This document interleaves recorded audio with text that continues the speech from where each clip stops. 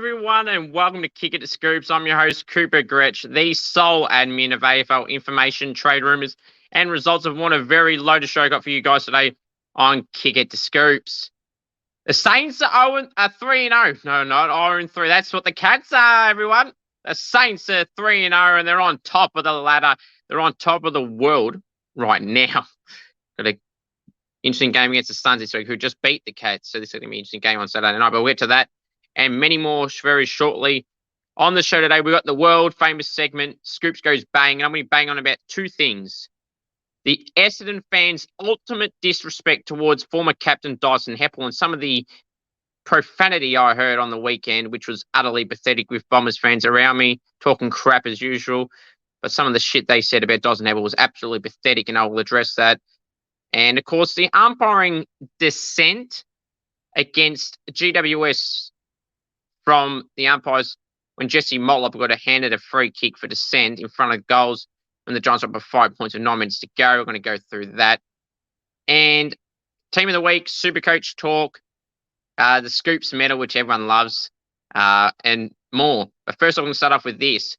You want me on Cameo, head to cameo.com/CooperG. Want me to roast a friend, wish someone a happy birthday, anything at all. Please head to cameo.com/CooperG. Merch, still working through all that with the people. There's a good announcement I can make. Hopefully within the month, there will be super chats on this channel. Yes, super chats. Also known as donations, money donations on here. But I like to call it the donation war. You want to start a dono war, which I've had on other people's channels and been a part of.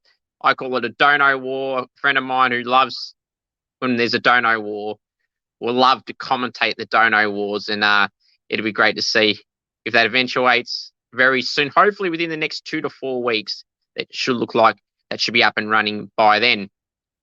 And then, please remember to subscribe to this channel if you haven't already. Smash that like button. Smash that subscribe button and turn on the bell for all notifications you haven't already. Just smash it. Smash the subscribe button. Smash the like button. Want to aim for 20 likes for this video. Would be greatly appreciated. I wanted to get out there more. Want more people to see more eyes on my podcast. The more eyes, the better. Now, speaking of something that is better, it is that world famous segment, Scoops Goes Bang! Oh, the Bombers fans. Absolutely pathetic on the weekend. They really were. The utmost disrespect towards former captain Dyson Heppell was absolutely disrespectful, unacceptable, pathetic. Foul-mouthed Bombers fans who call themselves true supporters. You know who's a true person to that Essendon Football Club? It's Dyson Heppell. Now, yes, you can say, oh, that was a shit kick, things like that at the game. But the comments I'm about to take that some of the Bombers fans members made was utterly pathetic. Can't even speak. I'm that angry right now. They were saying stuff to Dyson Heppell, but before I tell you what they said, this is why the disrespect that Heppell's cop should not be happening. This guy was your captain for one. Two, stuck with the Bombers issue. He could have shipped off to the Suns, who were offering him better money and a better security and length of deal as well. But he decided to stay with the Bombers. You know, the guy that stuck through your shit club during the drug saga, okay? He stuck through your club during that drug saga. He could have waltzed off like half the list did when they weren't suspended. He could have pissed off. He could have gone to a premiership contender, whatever. Could have gone to a finals contender. But he didn't. He stuck through the tough times. He led your club, albeit not too much success, but that's not his fault. It's a team collective thing and coaching and everything. It's not his fault. The point is, he stuck through the tough times, and trust me, he's been there through all the tough times. It's probably one of the toughest careers you could go through in a club turmoil with the drug saga and everything else in between. Not making finals, can't win a final for over 6,000 plus days, and they're still counting. And he could have left last year, but last year he started copping a lot of hate. Lost the captaincy. He stepped down. He was removed from captaincy. But he could have said, you know what, stuff you all, I'm leaving. but he didn't. He stuck through what is still going to be a tough time, and he still stayed. And he still, to this day, cops shit from the Bombers fans and members. Well, some of the comments I heard about Dyson Heppell were utterly pathetic. I heard people to tell him to go F himself. You're a useless hack. You don't deserve to be playing this game anymore. And this was all that crap, which was utterly pathetic and stupid. He was still a solid contributor. How about you actually watch the game, you idiots that were there, and say to yourself, why is it Heppell playing shit? Why don't you look at the whole team was shit? Jai Caldwell and Archie Perkins were probably the only two players that could hold their head high. The rest were garbage. Stringer, the package. What did he do? Nothing. Cal Wilkie gave him a bath. Cal Wilkie destroyed 5 and Stringer this year already. You know, why don't you back the whole team? Sam Draper, everyone's beloved favourite, Sammy Draper. What did he do? Rowan Marshall beat him. He did nothing. Do I hear insults towards Draper or any other players that did shit? No, just Dyson Heppell. And 2 fans in particular around me, they weren't smart, but they said they said all that shit I just mentioned on top of many other things. But this is the comment where the line has been crossed. When Dyson Heppell had a turnover, these 2 Essendon fans said, and I quote, "You should start digging that hole, mate, and never come out of it." Like, seriously? Now, there might be players I don't like for whatever reasons. And I might say, oh, he's a hack. And not even that. If I do, it's something like that at worst. But to say he's a flog, he's all this and all F words, this, C words, everything like that. But then to say, you couldn't go almost as low as this by saying, see that ground, dig a hole and stay in there and never come back out of it. Like, seriously? You're no true fan. You're no real member. And it's utterly pathetic how people can keep making shit comments about a guy who could have left that rabble since the drug saga. But he didn't. He stayed there. He could have left the rabble this year to go to the Suns. He could have stayed. He could have left the rabble and gone to somewhere else to be more successful. But he stuck with the rabble. And this is the shit he still cops after all the dedication he's had to your club, and you've treated him like shit. If I was Dyson Heppell, I know the club aren't like that necessarily, but the fans clearly are. And what I would say is to lift your game, but clearly you got no brain cells when you're saying shit like that. To Dyson Heppell, I feel bad for you that you have to cop this shit left, right from so-called fans of your club, and the club needs to make a stand on it. I think they do. To the people that said all that shit and that do say shit like that online about him or in person, you need to lift your game. And I bet you wouldn't say it to his face. Keyboard warriors, soft cocks from a distance to say shit like that, it is not good, and you need to lift your game. And someone else that needs to lift their game is the umpires. What's dissent? Well, we know what it's meant to mean, but is dissent for pointing at the scoreboard when Cal Wilkie and Jack Steele did it in round 1 against the Dockers? They didn't abuse them, didn't swear at them, nothing. That's what dissent should be for 50s, for dissent. Not pointing at a screen like Cal and Steely did round 1. And I ranted on that, and that was bullshit. But we almost got something even worse, which I cannot believe. You heard the audio, and if you didn't, I'm not going to play it because this video will get copyrighted. So I won't play the audio, unfortunately, so you can blame the AFL for that. Basically, what happened was this. Jesse Motlop got a free kick with 9 minutes to go. The Giants were up by like 5 points. Important part of the game, key part of the game. Then Cullen got one late goal after, I think, and that was it. So this cost the Giants the game. What happened was, where is it? I got it written down here, the quote. Lockie Whitfield, it was Stephen Cornelio supposedly did this, and Lockie Whitfield went to talk to the umpire about why they gave a stupid 50 away. And this is what the umpire said to Lockie Whitfield. So Stephen Cornelio waved his hand out, his hands up in the air, and was given dissent. Because he said these 5 words. How is that a free? Put his hands up like that. And that was dissent. And the umpire said to Lockie Whitfield, oh, mate, that's dissent. It's dissent. That's not what you're meant to do. Oh, please. You give him 50s for that, then everything's going to be 50. You point your finger at the screen. You put your hands up. You shake your head. You're giving everything for 50s now. It is crap. The umpires are soft. They need to lift their game. The AFL, if it's not the umpire's fault, then it's the AFL rule people. They need to lift the game. They are absolutely soft. That is going to cost. It is ridiculous. Pointing at the screen and saying, why was that a free? It's not like saying, why is that a effing free, or why did you freaking pay this, your dog, or something like that. They didn't say any of that. Cal Ward, was it Cal or was Keneally? Oh, now I can't even remember. It was one of them. That's not the point. They said, why is that a free with their hands up in the air like this? Well, everything has just gotten a joke these days with the AFL. The umpiring's crap. It is useless. Gluftus, now Alani T, also known as Alani Gluftus, before she got married late in the year, last year. She can't umpire. Like, it's ridiculous.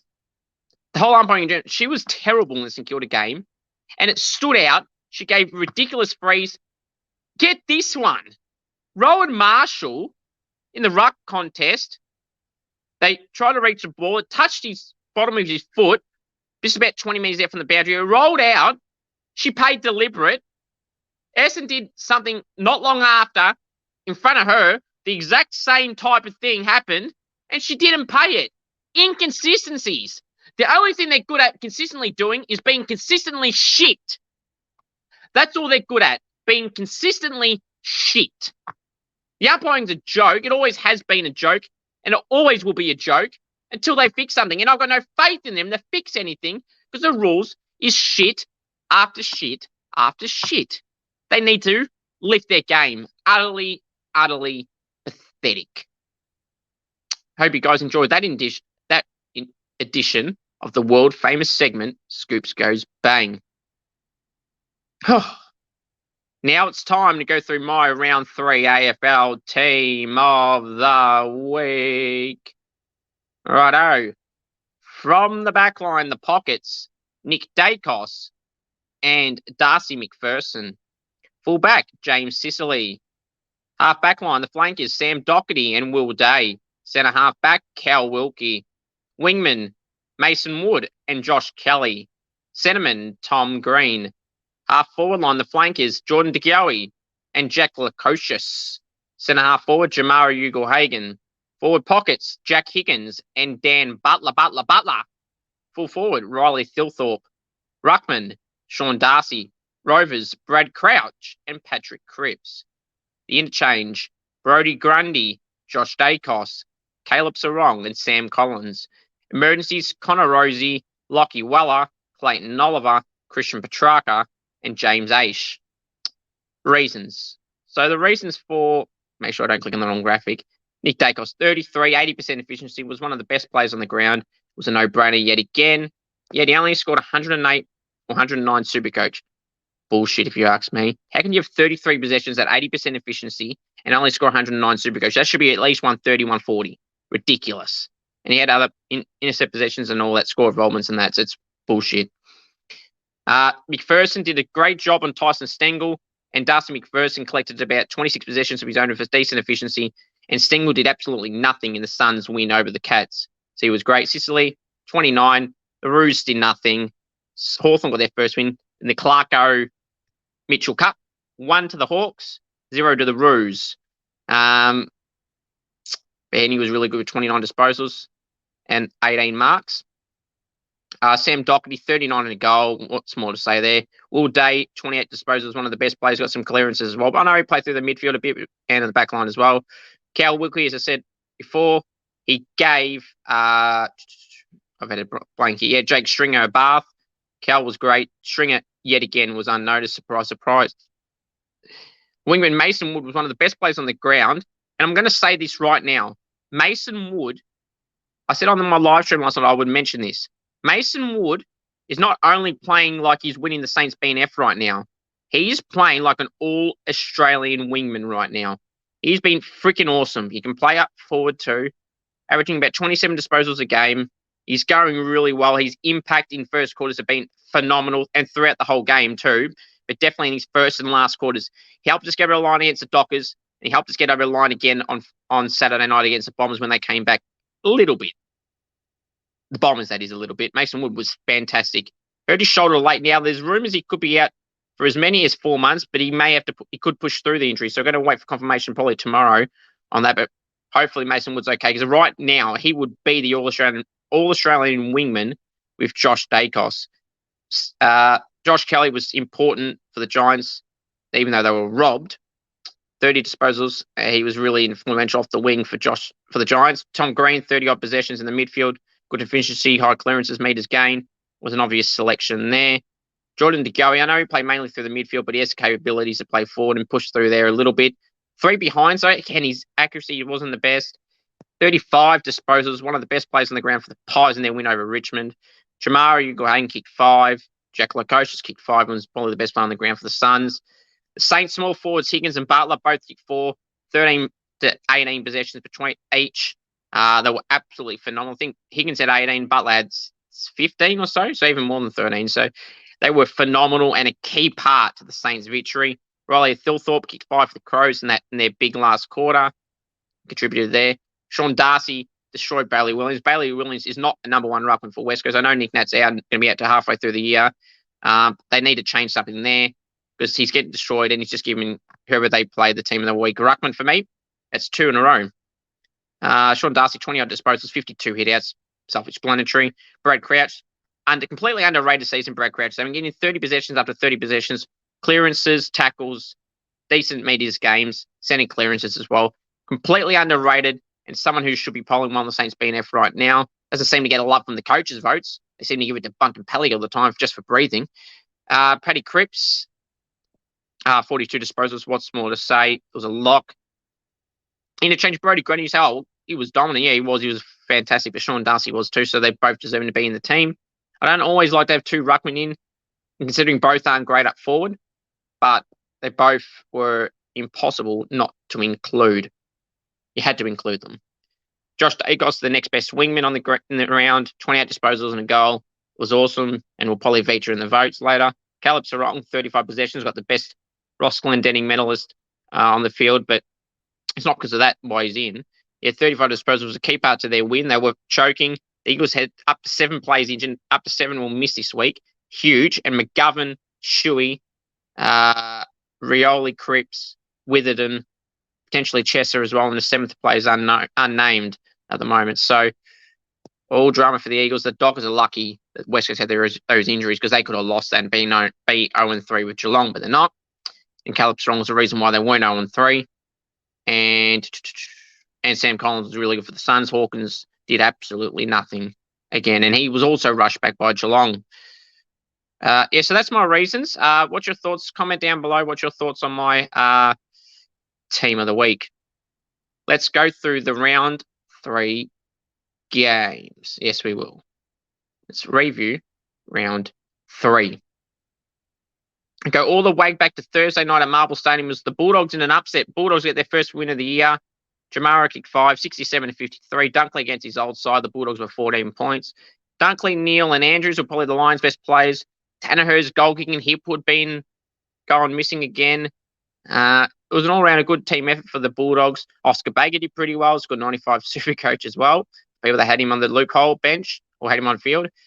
But yeah, they just had a good team collective effort. And I suppose they earned the win in a way. The Lions kind of blew it away with their goal kicking. So really, did the Bulldogs really earn the win or not? Or did the Lions cost themselves? It was one of the two. Yeah, we'll move on to the next game. It was on Friday night, the MCG. The Pies 63, Richmond 49. The Pies also by 14 points, just like the Bulldogs. De Goey, the Dacos brothers, awesome. It's the same names, but the whole team's going well. Darcy Cameron's going to miss up to 6 to 8 weeks with a knee injury. Going to be a big loss. Will Oscar Steen play, who is a 19-year-old ruckman they picked in the preseason? They said at the time they picked him up, he was capable of playing early on. Craig McRae said today that he's not ready right now, so they can have a combination of Frampton and McStay. Now, ideal choices. Frampton did well for the Lions as a pinch hit ruckman, especially in the finals last year. And Frampton is the height of a ruckman and can play as that pinch hit ruckman. So maybe they might add an extra key defender, might come into the side. They might try and, because Mason Cox is still 3 to 4 weeks away. Cameron's going to be up to 8 weeks. It's between 6 and 8. So they're going to be manoeuvring some moves around Jeremy House. They're going to be a little bit as a key defender option. So they might have to pluck someone from the twos that's over 185 centimeters to go to whatever position they actually play. and just, go from there. A good win for the Pies over Richmond. And Tom Lynch and Jack Ray were not cited. We're going to go to Saturday games. We had Hawks 80, North Melbourne 61. Well, the Kangas lost a game they should have won. They beat the Dockers, and they beat the Eagles, and they lose to the Hawks in Tassie, a ground they also play at, just like Hawthorn. Not good enough for the Roos. Pretty disappointed if I was the Roos after beating Dockers in Perth. Albeit in controversial fashion, but still they won and they earned that win outside of the ending, which was another rule change that was shit. If I was a Roos fan, I'd be pissed off with this effort. Sicily, Day, Newcomb, the whole team was pretty good. Tyler Brockman kicked 3. He was pretty handy with about 13 odd possessions and made an impact late as well. His first game in a long time. Basically played 10 seconds of footy last year. So he had a pretty good game for someone that hasn't had a good game for a little bit, even though he hasn't played much in the last year or so. Disappointing for the Roos. Move on to the next game, and it was the Giants 64, Carlton 74, Carlton by 10 points. As I said before in Scoops S3 bang, Jesse Motlop got a gifted descent free from near the goal square when they were down by 5 points. The Blues, Giants were winning. That cost them. Kerner got another goal late, and that just stuffed the Giants game up. Now, this could be a key moment in the round of the season overall when you see Carlton potentially make the 8 by a game or just make the 4 by a game or miss out. It's one that's going to come back to piss people off because that was ridiculous. It really was. Lucky the Blues escaped. Cripps was good. Doherty was good. Sard was all right. But the Giants, Kelly and Toby Green didn't have the best of games. Blake Acres copped a week in this game. Unfortunately, so he's going to miss. And there was Luke Pedler got a week for the Crows. Who was the other one? Shit. There was a third suspension. I'm just had an absolute. Griffin Logue got a week too for striking as well. So big out for the Roos this week. And for Carlton with Blake Acres, who plays well on the wing, if they accept the penalty, which I'm not sure as of this recording if they have. And Luke Pedler, same for him with the Crows. Done all right, the young player at Adelaide. Speaking of the Saints, I was going to say speaking of the Crows, but we'll go up to the Saints game. The Saints, the Bombers, the Saints 150th year anniversary match, basically to the day. The Saints, I want to clarify something here. The Saints didn't pick Essendon because they were an easy beat, Cole Langford. They actually picked Collingwood, and the AFL ended up giving them Collingwood. They put a list of 3 teams. Collingwood, Carlton, then Essendon. So we wanted an easy win. We would have picked North or Hawthorn. We didn't pick you first. But hey, Carl, how's that win going? Oh, wait, you lost. How'd you go? You kicked 5 the week before. How'd you go this week? Oh, yeah, you did nothing. Gee. Popcorn was out. Talked tough. Delivered nothing. You were part of those players that were terrible. Did nothing. Yeah, granted, he played off the back line a little bit. But yeah, the team was pretty crap. The Saints were 34-1 in the first quarter. It was great to see. I loved it. Butler, Higgins. Kaminti kicked a goal early. Cordy kicked a goal early. Philbo did all right overall. Crouch was awesome. Mason Wood, I mentioned before, he was phenomenal. Kowalski gave Stringer a bath. Rowan Marshall did solid in the ruck. Unfortunately, Jimmy Webster's hurt himself. So he's got a cheekbone injury. He will miss this week, Ross reckons. And Mason Wood, as I mentioned earlier, could miss up to 4 months, or it could be an injury pushed through. We'll have to wait and see closer to the date. But yeah, the game was awesome. I was happy. Go watch my match day vlog if you haven't already. It's on this channel. Subscribe, as I said, if you haven't already. It was great. The Saints were awesome. And when the pressure came back on them, this was a Brett Ratton team that would have folded. When Essendon got a couple of goals close, that Ratton team would have folded. It's essentially the same team. So what a wonders that Ross has done. And they finally get a proper coaching. And look what's happening so far with 17 injuries now, adding Webster back onto the injury list and Mason Wood to it. 17 injuries now. This is record-breaking amount of injuries. And a team has won 3 games against the Dockers, the Bulldogs, who people had them in their top 4 range, at least in their top 8. And the Bombers, well, granted, they're not that good. To me, they're terrible.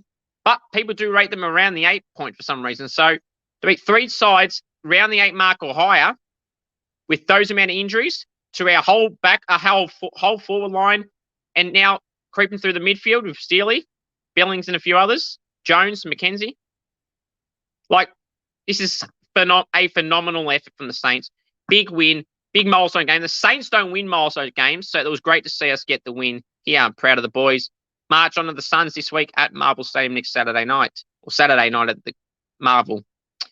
The showdown, and what a classic this was. For Adelaide, it was a shootout for 3 quarters. But then the Crows just went bang, bang, bang, bang, bang. I think it was 7 goals to 2 in the last quarter. Adelaide by 31 points, 117 to Port Adelaide 86. Connor Rosie had a pretty good game. Laird was great. Isaac Rankin, great for the Crows, and shown why they wanted him so bad. It was awesome. Laird, as I said, was solid. Tex didn't have the best of games. Charlie Dixon kicked 3. Palpepper popped up for a few as well. But yeah, it was a neck and neck until 3/4 time. And then the Crows just dominated the last quarter. So great for the Crows to win the showdown against their arch rivals. Now we'll move on to the Sunday games. It was the Cats losing to the Suns at Metricon at Heritage Bank Stadium. It was the Suns in a really good performance. I'm happy for the Suns. 73, defeated Geelong 54, Gold Coast by 19 points. Huge concerns for Geelong. There is real concerns down at the Cattery. They rushed Hawkins back. He's not fit. No Cameron, no Stewart means that they are doing bad. And you want to know why it's a concern. I wasn't so concerned with the first 2 losses because they were against Carlton and Collingwood, and they were relatively close losses. Now, this one is Gold Coast, who I had around the 8. I had them in 9th spot in my final ladder prediction. And I still think they could possibly finish around that range. But the way they performed in the first game against the Swans at home, in fine conditions, by the way, Isaac Smith, making excuses at halftime for why they were behind and why they hadn't got a big lead, according to him. How'd that turn out for you, Ozzy? Is he? I'm not joking, but still. And Ben King is good in the second half. Miller, my man Witsy, always so good. Witsy. Will Powell came back in his return game from a broken leg. It's great to see Powley back. Played in the 2s the week prior, but first AFL game back in a year or so. Welcome back, Powley. But yeah, great to see the Suns get the win.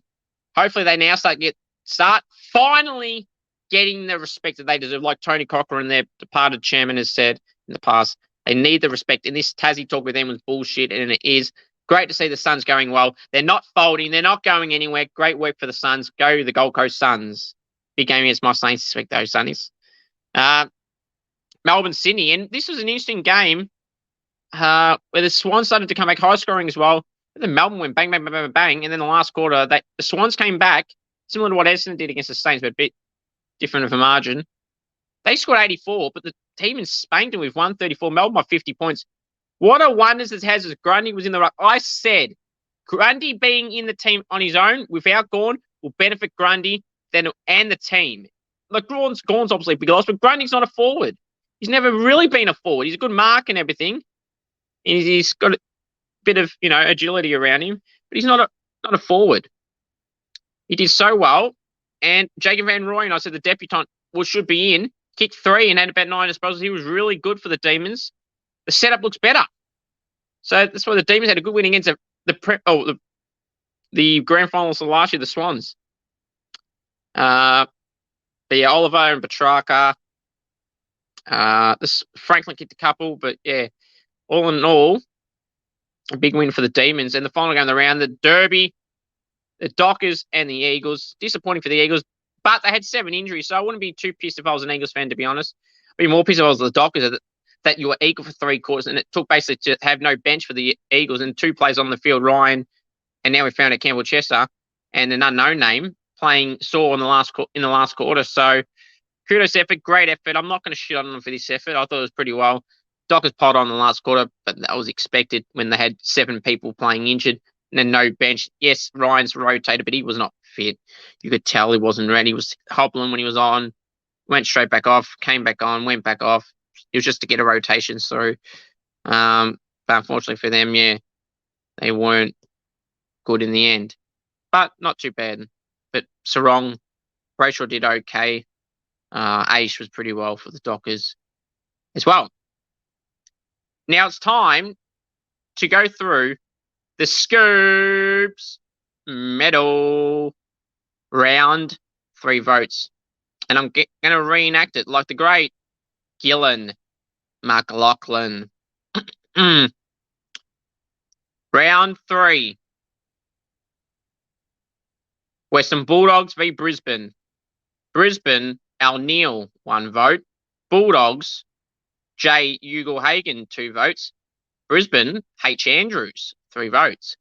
Collingwood v Richmond. Collingwood, J. Dacos, 1 vote. Collingwood, N. Dacos, 2 votes. Collingwood, J. DeGoey, 3 votes. Hawthorn v North Melbourne. Hawthorn, J. Sicily, 1 vote. Hawthorn, W. Day, 2 votes. Hawthorn, D. Moore, 3 votes. GWS v Carlton. Carlton, S. Doherty, 1 vote. GWS, T. Green. Sorry, Tom Green, just to make sure, 2 votes. Carlton, 3 votes. P. Cripps. St Kilda v Essendon. St Kilda, J. Higgins, 1 vote. St Kilda, B. Crouch, 2 votes. St Kilda, M. Wood, 3 votes. Port Adelaide v Adelaide. Adelaide, R. Laird, 1 vote. Port Adelaide, C. Rosie, 2 votes. Adelaide, I. Rankin, 3 votes. Gold Coast v Geelong. Gold Coast, Al Weller, 1 vote. Gold Coast, D. McPherson, 2 votes. Gold Coast, J. Lukosius, 3 votes. Melbourne v Sydney. Melbourne, C. Petrarca, 1 vote. Melbourne, C. Oliver, 2 votes. Melbourne, B. Grundy, 3 votes. Fremantle v West Coast. Fremantle, J. Aish, 1 vote.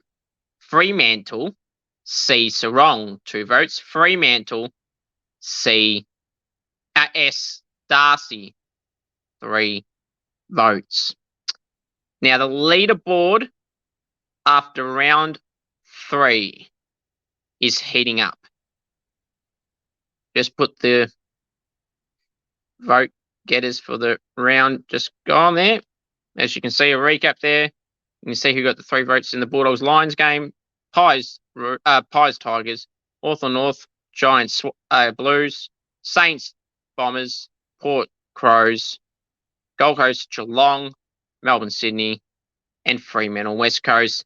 Now the leaderboard after round 3 is as follows.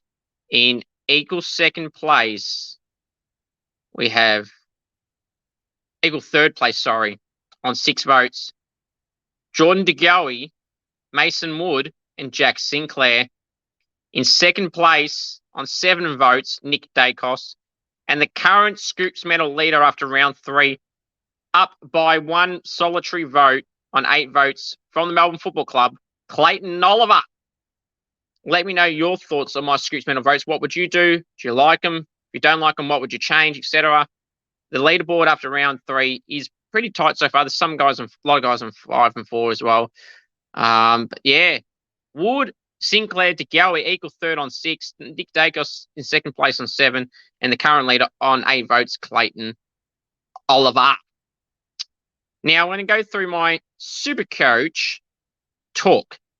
Now, for the round, guys, in Supercoach, I had scored 2,273, and I'm currently now back in my rightful position of the top 5%. And for the round, I was the top 4%. Happy with the score.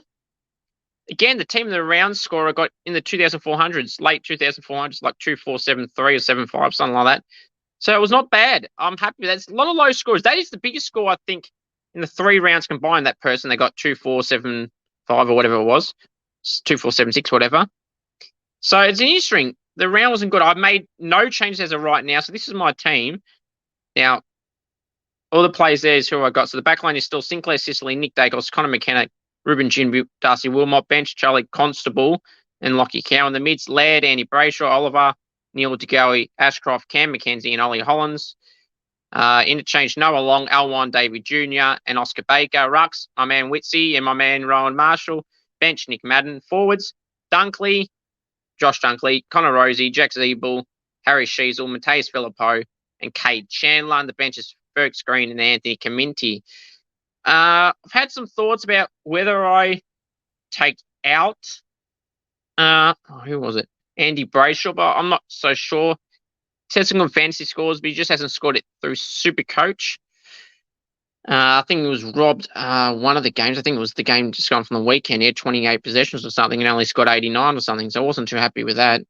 And then for the back line, I mean, I'm happy with Sicily and Dacre. Sinclair's going pretty well in the games. For some reason, he's not scoring in Supercoach, so that's one I'm keeping an eye out on there. But you have to wait and see. Any Supercoach questions you guys have, send them off in the comment section below. Message me on Instagram, AFL Info Live, or Facebook, AFL Information, Trade Rumors and Results. Or comment on the live stream if you're watching this live, or just watch in the replay comment section. Comment it, your thoughts and questions there, and subscribe to this video. Remember, when you hit 20 likes for the end of this video, would greatly appreciate it. And subscribe and smash that subscribe button if you haven't already. All right, we're going to preview the round 4 games. It's going to be an interesting round this round. I can just see the ladder starting to shape up. We're going to preview round 4. It's an interesting round, and it's going to start on Thursday night. Just let me get it up. It's the Gabba. It's at the Gabba, rather. We will have the Brisbane Lions hosting the Pies. The Lions play better at home. The Pies are phenomenal at the moment. Thursday night, 7:35 rather, Victorian time at the Gabba. Brisbane hosting the Pies. It's going to be a close game. This could go either way. The Lions play better at home. They smashed the Demons at home. Lost bad away to the Power in round 1, and then they had a close loss against the Bulldogs and Marvel. They're back at home, but the Pies are in sensational form. And they have no rock. Oscar McInerney, who I don't feel is the better as good as a ruckman as they think he is at Brisbane, but he's going to have to step up with Frampton and McStay being the ruckman. McStay against his old side for the first time, so that'll be very interesting. I'm going for the Pies by about 15 points. Friday twilight, Good Friday game. 4:20 Victorian time at Marble Stadium. The Roos hosting the Blues. I'm going for the Blues, Carlton to win by about 25 points. On Saturday at 1:45 at the Adelaide Oval, it is the Crows hosting the Dockers. I'm going for the Crows. It's going to be a tight one. If this was in Perth, I would have gone the Dockers. It's in Adelaide. I'm going on the Crows. You could describe as an upset considering how highly I rate the Dockers. Twilight game in the MCG on Saturday, 4:35 Vic time. It's the Tigers hosting the Bulldogs. I'm going for the Tigers purely because they're performing better than the Bulldogs. Now, here we go. The Saints, can they remain undefeated? Can we have an Undertaker's type streak and go 21-1, something like that? We'll go back to the 2009 of old when we were 14-0. We'll wait and see. Probably highly unlikely, but we'll see. Can the streak continue against the Suns? 7:30 Victorian time at Marble Stadium. St Kilda hosting the Gold Coast Suns. Obviously tipping my Saints. If we can beat the Bulldogs, Freo and Essendon, I'm going to keep on tipping us. So I'm tipping us against the Suns. But it's a danger game. The Saints and Suns love to have close games, except for the last few times we faced each other. So it's going to be interesting to see how it goes. I'm going to go for my Saints. Jimmy Webster will probably be out. Mason Wood will probably be out. Ben Patton will probably come from the sub in for Webster, and Jack Bytel will probably name sub. But if Mason Wood goes out, then Bytel could come in. Maybe Cooper Sharman, Tommy Highmore might come into the team. Tommy Campbell, Jack Paris. I want to keep an eye out on for the sub role. In what could be his debut, Jackie Paris, small forward. Swans, Power, SCG, Saturday night at 7:30 Victorian time. I'm going for the Swans to bounce back. Both sides would be disappointed how they ended the game last week on their respective games against the Crows for the Power and against the Demons for the Swans. I'm going for the Swans purely because they're at the SCG. Move to Sunday's games. First, the Bombers hosting the Giants at Marble Stadium, 2:10 on Sunday. On Easter, I'm going to go for the Giants. An interesting game. They performed well against Carlton. They were close to they beat the Crows, and they were pretty solid against the Blues. So Carlton have far better than Essendon. I know it was at Marvel, and the Giants were playing in Sydney, but I'm going to go for the Giants here. Sunday night at Optus Stadium, 5:20 Vic time. It's the Eagles rather, hosting the Demons at Optus Stadium. Eagles could have up to 7 plays out, as I mentioned. McGovern, Shuey, Ryan, Cripps, Witherden, Campbell Chester potentially, and there's another one, unnamed 7th player at the moment. So I'm going for the Demons, and they should win by 40 odd points. Easter Monday, April 10th, 3:20 p.m. Victorian time at the MCG. Geelong hosting the Hawks. I'm tipping Geelong. I've tipped them every game this year and they lost. In 50-50 games, I don't like tipping them, but this game they should be winning. I'm going to tip them. If they lose again, I'm not going to be complaining. They're the only side this year not to win a game this year. Just to remember that. That's a fun fact. And that's just a fact of life. Yeah. Cats, Hawks. I'm going for Geelong. If they got this rivalry, they always had the Kennett curse, you had stuff like that. I'm going to tip Geelong. Shoot, back underdone. Hawkins shouldn't play this game for being real. Hawkins should be having a week or two off. Not because it's a Hawthorn or anything. I just feel he should be having a week off. But yeah, so that's my tips. I'm going Geelong by 28 points or so. Now, guys, I've just got some final things to mention. We'll start off, or we'll mention this. Cameo, you want a personalised video message from yours truly. You want me to roast a friend? Wish someone, I said it again. Wish someone a happy birthday. Roast them, congratulate them on something. Cameo.com/Cooper G. Merch still in the works, talking with the merch people about all that. Had the transition, it's taken a while. Donations, super chats, they're called. I call them money donations, dono awards, donation bombs, as I call them on other people's streams. Yeah, it's going to be good. Hopefully that's going to be on there the next 2 to 4 weeks because it'll be absolutely awesome and I'll greatly appreciate the support. Even if you don't want to be paying, subscribe to this channel. That'd be the most important thing. Would really, really appreciate it. Until next week now, the podcast next week will probably be on Tuesday due to the Easter Monday game on Monday. It'll very likely be Tuesday next week at 7 p.m. But I'll confirm all that depending on my schedule. I'll confirm that later in the week if it'll be late on Monday night or if it'll be on Tuesday night. Until then, guys, have a great one. The most important thing of all to remember is go the Saints. And, of course, acknowledge me, the one. Go Saints. And WrestleMania was pretty good. All hail the Tribal Chief, still your undisputed WWE Universal Champion, Roman Reigns.